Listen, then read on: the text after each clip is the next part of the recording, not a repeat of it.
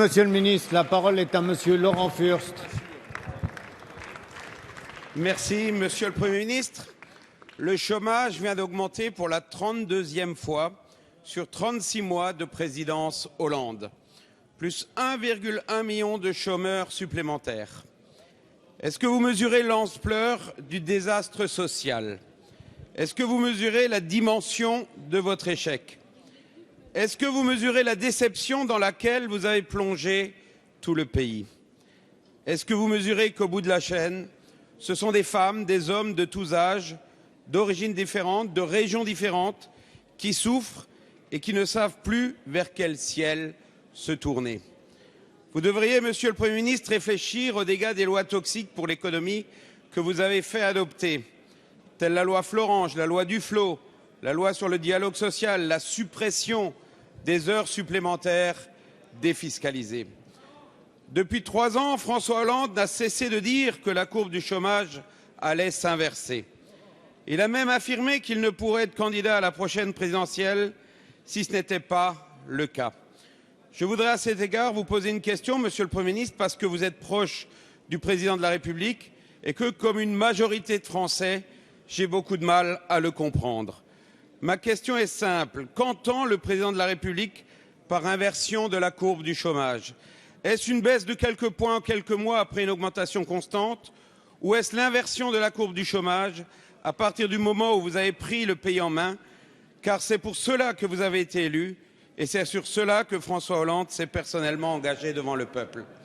Monsieur le Premier ministre, l'heure est venue d'être honnête avec les Français.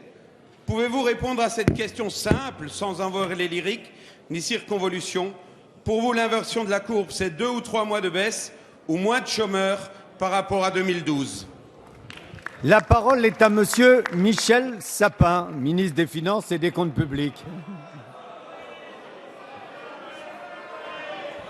S'il vous plaît. Merci, Monsieur le Président.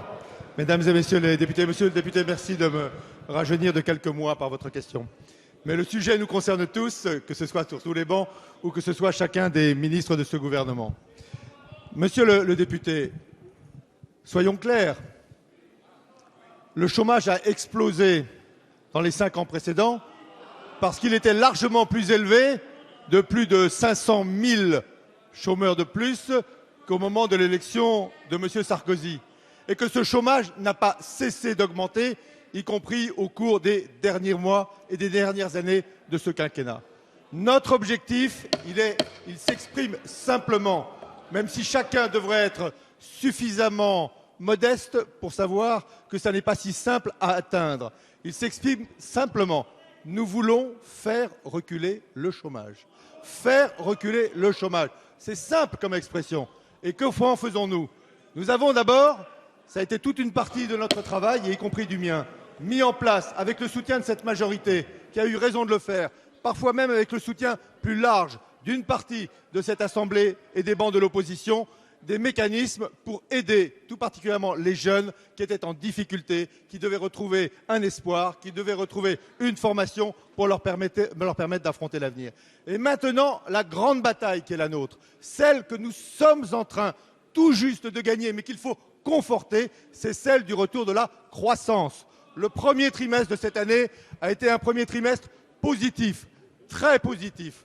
Nous souhaitons, je l'espère, avec votre soutien, ou si ce n'est avec votre soutien, avec votre souhait, avec votre propre volonté, même intérieure, vous n'avez pas besoin de l'exprimer. Nous souhaitons, avec votre soutien, que cette croissance soit plus forte encore. Une croissance forte, une croissance durable, c'est la certitude de faire reculer durablement le chômage.